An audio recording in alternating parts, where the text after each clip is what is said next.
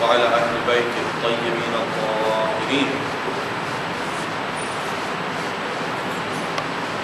شہید مطہری کی 33ویں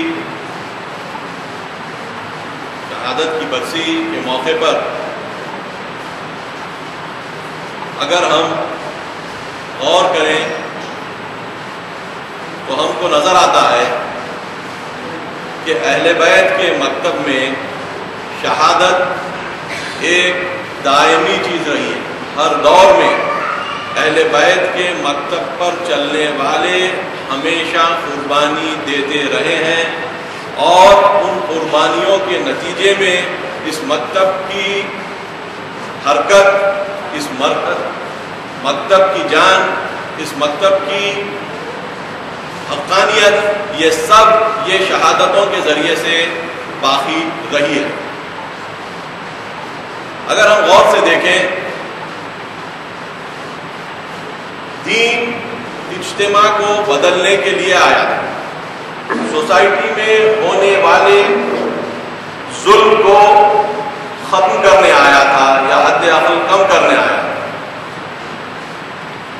جب سوسائٹی میں اجتماع میں ظلم بڑھتا رہا اور علماء نے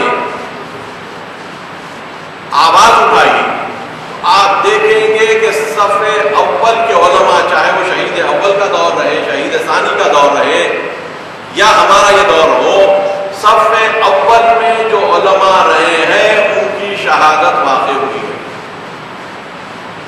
یعنی ظلم کو برداشت نہ کرنا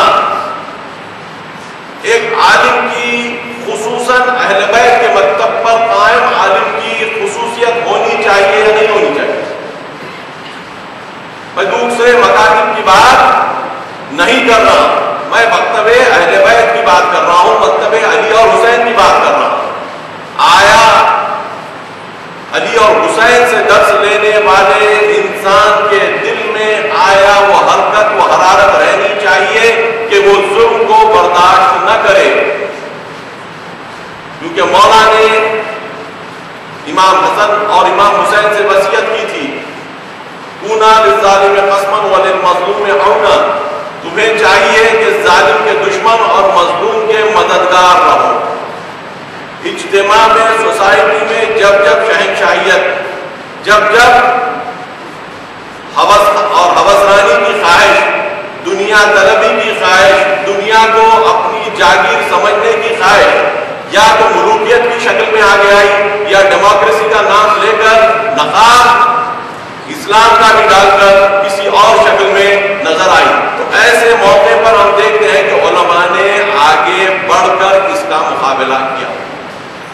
انقلاب اسلامی ایک حرکت ہے جو ہم اپنے زمانے میں دیکھتے ہیں کہ جس میں ہم دیکھتے ہیں کہ ایک عالم نے حرکت کی اور کچھ ساتھیوں نے، شاگردوں نے پوری جان لگا کر اس حرکت کو کامیابی تک پہنچایا. اس کامیابی تک پہنچانے میں جو انہوں نے کارنامہ انجام دیا اور کارنامے کو کس طریقے سے انجام دیا، ایسے محافل جب ہم آرگنائز کرتے ہیں، ان کا انعقاد کرتے ہیں تاکہ ہم سمجھ سکیں کہ انقلاب ایران جو آج دینی حرکت، چاہے وہ کوئی دین کی حرکت کیوں نہ ہو، آج اگر دین کے نام پر کئی حرکت ہے تو وہ انقلاب اسلامی کے نتیجے میں، کیونکہ دنیا میں لوگوں کو اب پتہ چلا کہ مذہب میں طاقت ہے.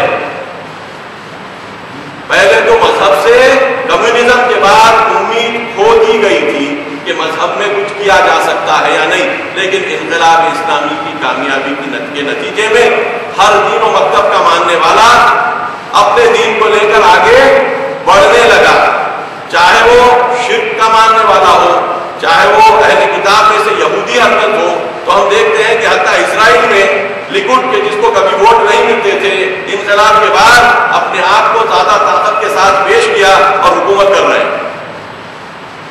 ہندوستان میں بھارتیہ جنتا پارٹی انقلاب سے پہلے ان کا دیکھیے، انقلاب کے ابتدائی دور کی بات کا دیکھیے، اور اس کے چند سال کے بعد آپ دیکھیں کہ ان کے سیٹ کتنے بڑھ گئے. تو ایک طریقے سے دین کی قدرت کا احساس دنیا میں اگر عام کیا ہے تو یہ انقلاب نے کیا ہے، اور ان تعلیمات اقدامات نے کیا۔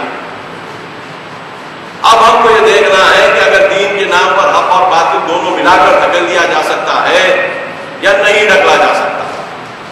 میں آپ کی توجہ کا محتاج ہوں، دین کے نام پر حق اور باطل کو ساتھ ملا کر ڈھکلا جا سکتا ہے یا نہیں ڈھکلا جا سکتا؟ تاریخ شاہد ہے کہ دین کے نام پر دونوں چیزوں کو ڈھکلا جا سکتا ہے۔ ضروری نہیں ہے کہ فقط دین کے نام پر حق ہی پیش کیا جائے۔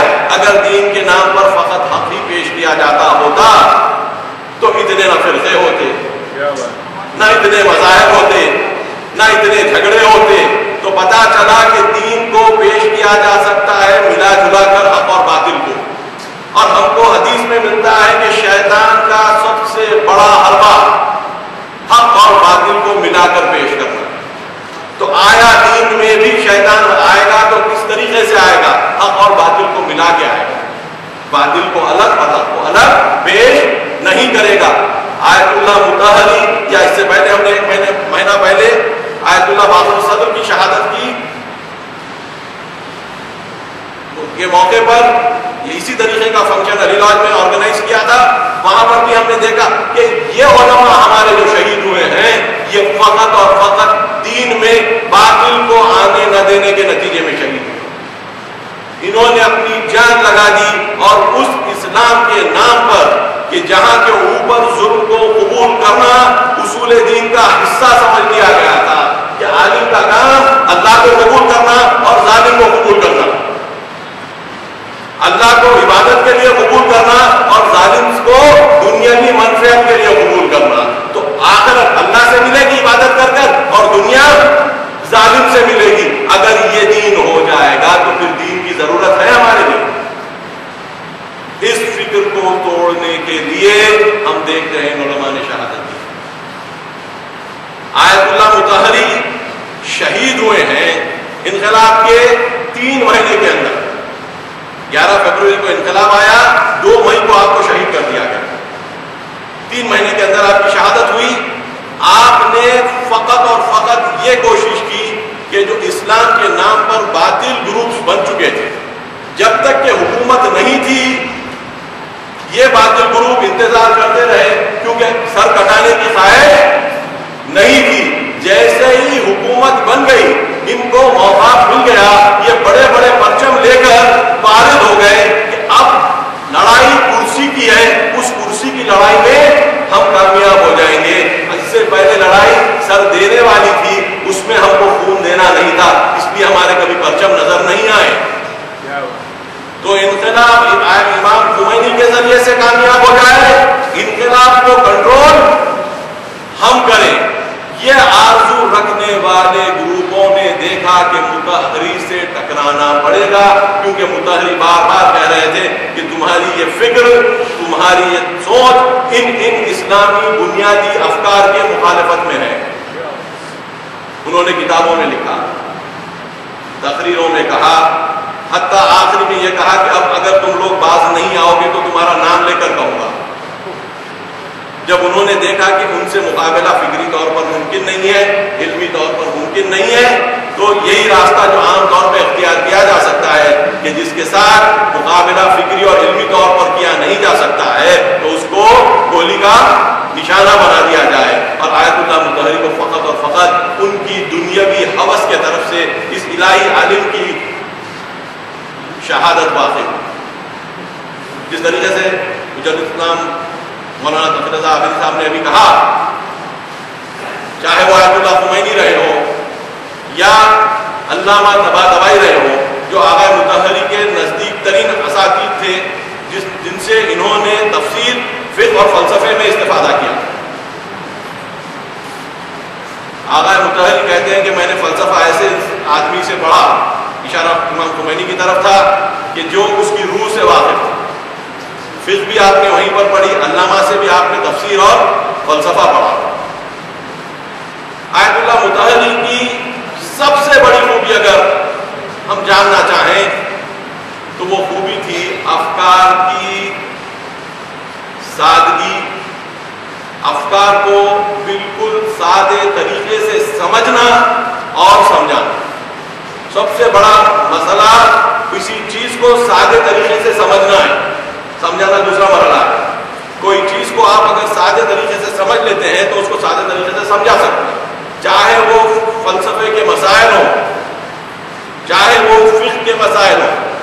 آپ نے اپنے نام کا کوئی رسالہ نہیں چھاپا، توضیح المسائل آپ نے نہیں چھاپی، لیکن ایسے کئی موضوعات ہیں جس میں بینکنگ، انشورنس، اس قسم کے اقتصادی جدید مسائل جو کتاب ان کی نہیں چھپی، خود نسخے چھپے تھے پھر بعد میں بازار سے نکال لیے گئے۔ آپ کے افکار کا ایک بڑا ذخیرہ آج کے زمانے کے مسائل کو حل کرنے پہ آپ نے، جس میں فقہی مسائل بھی شامل تھے، اجتماعی مسائل بھی شامل تھے کہ جو پھر فقہی مسائل بننے چاہیے، تو ایک طریقے سے فقہ جدید پر آپ کا احسان ہے۔ اجتہاد متجزی جس کو کہیں گے آپ، کہ ایک ایک ایریا میں اسپیشلائزیشن ہونا چاہیے، یہ خود آپ کی تاکید رہی ہے کہ پوری فقہ اسلامی پر ایک آدمی کی نظر ممکن نہیں ہے۔ اتنے کمپلیکیٹڈ ایشوز ہو چکے ہیں کہ آپ کو ایک اگر اکنامکس میں کر رہا ہے تو ایک فارن پالیسی پہ کر سکتا ہے، ایک تاریخ پہ کر سکتا ہے، ان پوروں کو الگ الگ کر کر شعبہ کر ایک ایک ایریے میں ایک ایک مرجع ہمارا چاہیے۔ جس طریقے سے ایک سوشیالوجی کا پروفیسر ہوگا، ایک فلاسفی کا پروفیسر ہوگا، ایک لاجک کا ہوگا، ایک میتھمیٹکس کا، ایک فزکس کا، اسی طریقے سے فقہ میں الگ الگ سبجیکٹ پر الگ الگ مہارت رکھنے والے ہم کو چاہیے۔ یہ کام تفصیلی طور پر انہوں نے اپنی تحقیقی کارروائی جب کرتے تھے، جب لکھتے تھے، انہوں نے پیش کیا۔ تو ایک طریقے سے حوزے کو جان دینا، حوزے میں روح پھونکنا اور تبدیل ہوتے ہوئے حالات کو، جیسا کہ ابھی مولانا نے فرمایا کہ تبدیل ہوتے ہوئے حالات کو ان کے وجود میں آنے سے پہلے سمجھ لینا، یہ آپ کی خوبی اور خصوصیت تھی۔ اپنے زمانے سے آگے سوچتے تھے اور سوچتے تھے بڑے سادے لحاظ سے سوچتے تھے۔ یہ نتیجہ اس کا یہ ہوا کہ آپ کو سمجھنے والے لوگ بڑھتے گئے۔ ایران کے ڈاکٹرز کی ایسوسی ایشن میں آپ نے کئی تقاریر کی،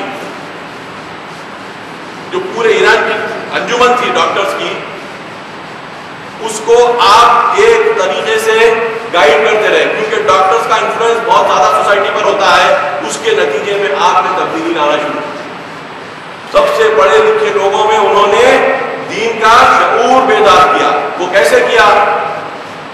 مطہری کی قدرت بیان اور قدرت فکر ایسی تھی کہ ان کی ایک یا دو تقاریر اگر کوئی آدمی سن لیتا تو اس کی دماغ کی بتی جل جاتی تھی۔ ضرورت نہیں تھی کہ 2 سال تک مطہری کو سنے تو سمجھ میں آئے کہ دین کیا ہے۔ مطہری ایک یا دو تقاریر میں انسان کو اتنا آمادہ کر دیتے تھے اپنے سادے بیان سے کہ وہ سمجھ سکتا تھا دودھ کا دودھ، پانی کا پانی۔ نہج البلاغہ کی جو آپ نے کتاب لکھی سحری در نہج البلاغہ، اس میں آپ نے مختلف موضوعات پر مولا متقیان کے خطبوں سے اقتباسات نکالے۔ زہد کے بارے میں مولا کیا کہتے ہیں، جہاد کے بارے میں مولا کیا کہتے ہیں، مختلف اور موضوعات کے بارے میں مولا کیا کہتے ہیں۔ ایسے چنندہ اقوال آپ نے نکال کر پیش کیے کہ ایک ایسا لگتا ہے کہ نہج البلاغہ کو ایک طریقے سے آپ نے کنسائز بنا کر اس کو مختصر کر کے اس کا لبے لباب کسی ایک شکل میں، ایک کتابی شکل میں پیش کر دیا۔ اس کے نتائج یہ نکلے کہ لوگ جو اسلام میں داخل ہونا شروع کیے۔ ایران کی سرزمین اہل بیت کے چاہنے والوں کی سرزمین تھی، لیکن یاد رکھیے اہل بیت کے چاہنے والوں میں دنیا کی طلب نہیں رہے گی، یہ ایسا کبھی ہمیں نہیں سوچنا چاہیے۔ مولا نے بھی نہیں کہا، کہتے ہیں 2 چیزیں، مولا کا قول ہے، ارشاد فرماتے ہیں کہ 2 چیزیں تمہاری مجھے بہت خطرناک نظر آتی ہیں، تمہارا خواہشات کی پیروی کرنا اور تمہارے امیدوں کا دراز ہو جانا۔ اتباع الہوا وطول العمل، الف سے، تمہارا خواہشات کا پیرو بن جانا اور تمہاری آرزوؤں کا دراز ہو جانا، یعنی دوسرے اگر سادے اور الفاظ کر دیے جائیں، تمہارا دنیا میں ڈوب جانا۔ یہ مولا اپنے ماننے والوں سے کہہ رہے ہیں۔ ایران کا حال بھی یہی ہوا۔ ایران کی سرزمین پر آپ دیکھیں گے 1960s کے بعد جو تبدیلی لائی گئی شاہ کے ذریعے سے، جس کے پیچھے امریکہ اور اسرائیل کا ہاتھ تھا، آپ غور کر دیکھ سکتے ہیں کہ وہاں پر سب سے پہلا جو کام کیا گیا، لوگوں کو دنیا کی طرف کھینچا گیا، عریانیت کو فروغ دیا گیا، شراب کو عام کیا گیا، فحشا کو بازاروں میں لا دیا گیا، ہر قسم کی سہولت اس کو دی گئی تاکہ لوگ دین سے، تقوی سے، نیکی سے، شرافت سے، زہد سے ہٹ جائیں اور اپنے آپ کو ان سے نزدیک کر لیں۔ جو چیزیں ان کو یقین تھا کہ اگر لوگوں میں آ جائیں گی تو پھر ایران جیسی سرزمین سے کچھ اچھی فکر نکلنے کا امکان باقی نہیں رہے گا، اور اگر اہل بیت کے ماننے والوں کے پاس سے صحیح فکر نہیں نکل سکی تو پھر کہیں اور سے صحیح فکر نکلنے والی نہیں ہے۔ سب سے زیادہ زرخیز زمین کو اگر ہم شورزار کر دیں، اس میں نمک ڈال دیں فسق اور فجور کا، تو اس کے بعد کون سی وہ سرزمین رہے گی کہ جس پر ایمان کی کھیتی کی جائے گی؟ تو ارادہ یہ تھا کہ اس کھیتی کو جتنی بھی تھی اس حد تک کہ کم کر دیا جائے کہ اس پہ جان باقی نہ رہے۔ اس وقت پر ہم دیکھتے ہیں کہ علماء نے حرکت کی، امام خمینی کو ملک بدر کیا گیا، ایران سے آپ کو زبردستی سے نکال دیا گیا اور دوسرے علماء پر کنٹرول کرنا شروع کیا گیا۔ دینی حوزے میں خصوصاً کسی آزادی کے ساتھ کام کرنا ممکن نہیں رہا، اور دوسری طرف تہران اور بڑے شہروں میں فسق اور فجور کا بازار گرم کر دیا گیا۔ اب یہ حالت میں یہ بڑی کامیابی ہے، یہ شاہ اور اس کے کنٹرول کرنے والی قوتیں اور قدرتیں خصوصاً امریکہ اور اسرائیل یہ سمجھ رہے تھے کہ اس ذریعے سے ہم دین کا چراغ بجھا دیں گے۔ بھوکوں سے یہ چراغ بجھایا نہ جائے گا۔ باطل حق کو کمزور سمجھتا ہے، برا وقت جب آتا ہے کہ حق کا ماننے والا جب حق کو کمزور سمجھتا ہے۔ باطل کی آرزو فقط یہ رہتی ہے کہ ہم اگر حق کے ماننے والے کو دل میں شک ڈال دیں کہ حق کمزور ہے تو پھر کبھی حق کی کامیابی نہیں ہوگی۔ یہ کام انہوں نے کیا اور مقابلے میں علماء نے کام کیا۔ کامیابی کس کو ملی؟ جاء الحق وزهق الباطل ان الباطل كان زهوقا۔ جب حق آ گیا تو باطل چلا گیا، اور باطل تو جانے والی ہی چیز ہے۔ جب حق آ گیا تو باطل چلا گیا، باطل تو جانے والی ہی چیز ہے۔ تو یہ کام کرنے کے لیے جو اللہ نے لوگوں کو چنا تھا وہ مطہری شہید صدر جیسے لوگ تھے، شہید بہشتی جیسے لوگ تھے، شہید باہنر جیسے لوگ تھے، شہید رجائی جیسے لوگ تھے، اور ان سے پہلے شہید مدرس اور کوئی اور۔ ہم کو دیکھنا پڑے گا کہ یہ علماء نے کیا، علماء نے کچھ نہیں کیا سوائے اس کے کہ حق کو پاک صاف کر کر بغیر باطل سے ملائے ہوئے شیطان کے چال کو توڑا، اور لوگوں نے وہ صاف ستھرا حق قبول کیا۔ اس حق کو قبول کرنے کے نتیجے میں لاکھوں کی تعداد میں لوگ جمع ہوئے، اور جس وقت حکومت کا یہ اعلان ہوا کہ ہم کل سے مارشل لا نافذ کریں گے، ایک آدمی بھی اگر سڑک پر نظر آئے گا تو اس کو مار ڈالا جائے گا، اور خمینی صاحب نے حکم دیا کہ ہر آدمی ایران کا سڑک پر رہے گا، کوئی گھر میں باقی نہیں رہے گا۔ تو نتیجہ یہ ہوگا کہ سڑک پر سب نکل آئے، ملٹری والوں کو اپنے لباس پھاڑ کر لوگوں میں جا کر ملنا پڑا، ملٹری کی شکست ہو گئی، لوگ ٹینکوں کو اپنے ہاتھوں پر اٹھا لیے، اور نتیجہ یہ ہوا۔ تو جب باطل نے اپنا کام کیا اور حق نے اپنا کام کیا، اور حق کو سننے والے حق کی بات سن کر آگے بڑھ گئے، تو کامیابی کس کو ملی؟ ہم کو غور کرنا پڑے گا ہر جگہ پر۔ ہم کربلا کا واقعہ دیکھتے ہیں، مسلم کے ہاتھوں بیعت کی گئی، لیکن ان کو بعد میں یقین نہیں رہا کہ حق کی طاقت کتنی ہے۔ ہوا کیا؟ مسلم کی شہادت ہوئی، ہوتے ہوتے امام حسین اور ان کے 72 ساتھیوں کی بھی شہادت ہو گئی۔ ہم یہاں پر صاحب دیکھتے ہیں وہ لوگ جن کے پاس وہ قدرت تھی اور حق کو ایک حد تک پہچانتے تھے، ان کے دلوں میں ابن زیاد نے شک ڈال دیا کہ جو حق کر رہے ہو وہ حق اتنا طاقتور نہیں ہے، تمہاری جان جا سکتی۔ انہوں نے یہ قبول نہیں کیا کہ حق ہماری جان سے بڑھ کر، اتنی ہی غلطی سے بڑھ کر ہے، اس کے بعد شکست ہونا لازمی ہے۔ اور جنہوں نے سمجھ لیا کہ حق ہماری جان سے بڑھ کر ہے، وہ حسین کے ساتھ 72 بن گئے۔ آج ہمارا دور ہے، ہماری آزمائش ہے۔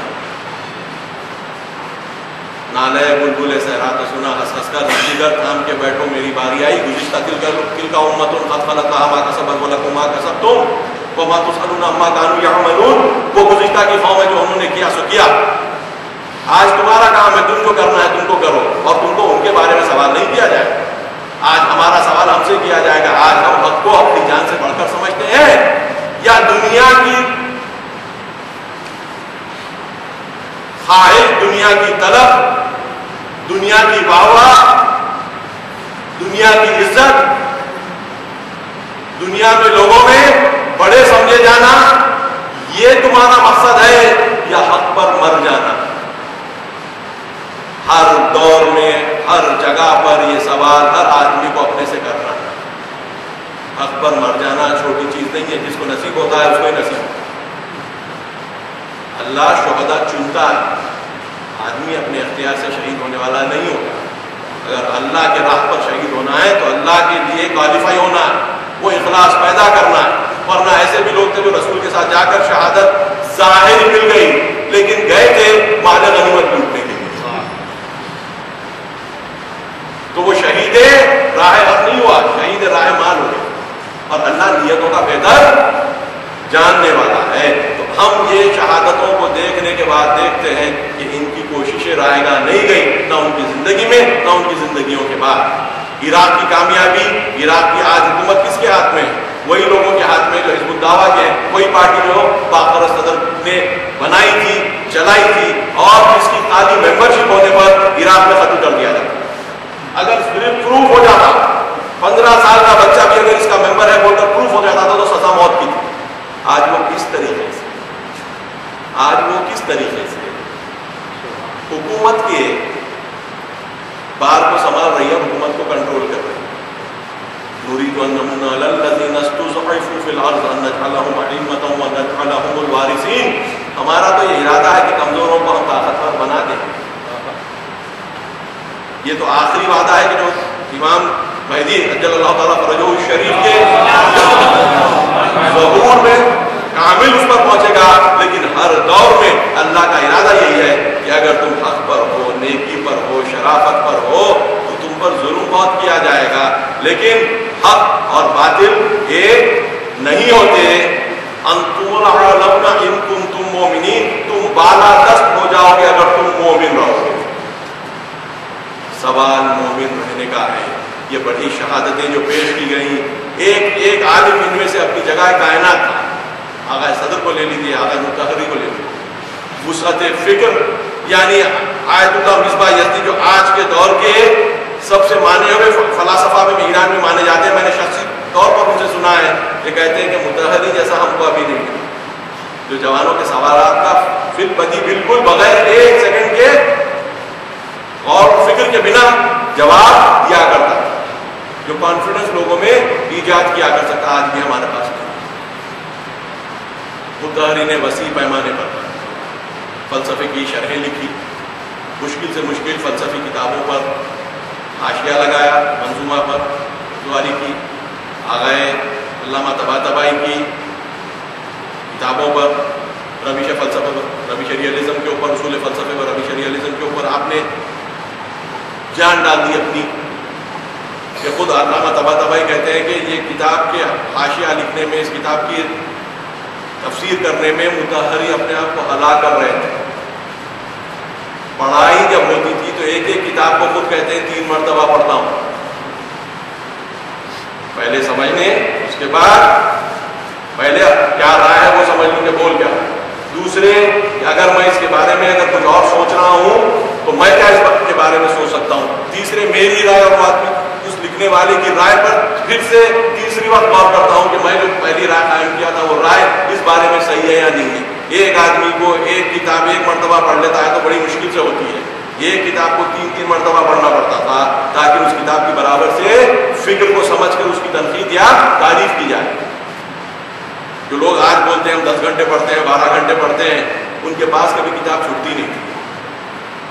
میں سچ کہہ رہا ہوں، جس رات شہید کو شہید کیا گیا، کچھ ان کے لوگ بولتے تھے کہ وہ امام خمینی خم میں تھے اس وقت، تہران نہیں شفٹ ہوئے، کہتے تھے کہ ہم فجر کی نماز پڑھ کر خم سے نکلتے تھے، دن تمام انقلاب آ چکا تھا، کئی پرابلم تھے جس کو سالو، ہر ڈپارٹمنٹ کا ایک پرابلم تھا اور سالو کرنے والا یہ ایک آدمی، پورے کام کمپلیٹ ہو جاتے تھے. پھر شام میں آ کے خمینی صاحب سے میٹنگ ہوتی تھی کہ آج یہ کیا گیا، کل کے لیے کیا ہونا، کل کے بعد یہ ہو جاتا تھا تو 12 بج جاتے تھے.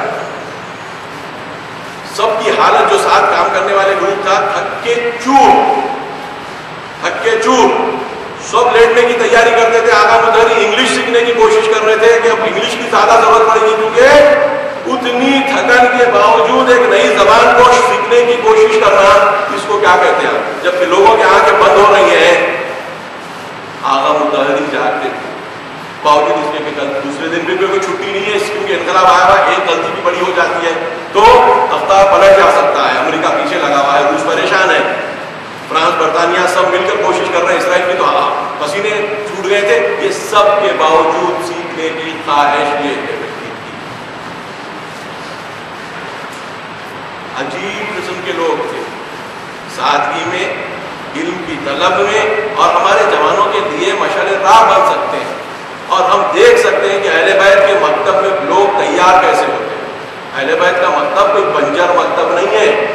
جس دور میں اہل بیت کی فکر، جس نقطۂ دنیا میں کہیں پر بھی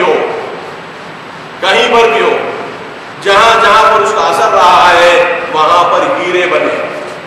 ہم جو بولتے ہیں کہ انگریزوں کو علی کے ہاتھوں پر سونا بنتے دیکھا، آج علی کی فکر سے ہیرے بن سکتے ہیں ہر جگہ پر.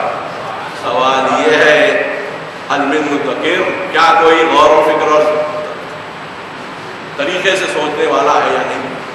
ہمارے پاس ائمہ کی اور انبیاء کی تعلیمات کے ذخائر موجود ہیں. مشکل یہ ہے کہ وہ ذخیروں کی قدر کرنے والے ہم نہیں ہیں. ہمارے ذہن میں اگر کوئی ٹیلی ویژن کا سیریل بڑا ہو جائے تو یہ افکار کبھی بھی بڑے نظر نہیں آئے.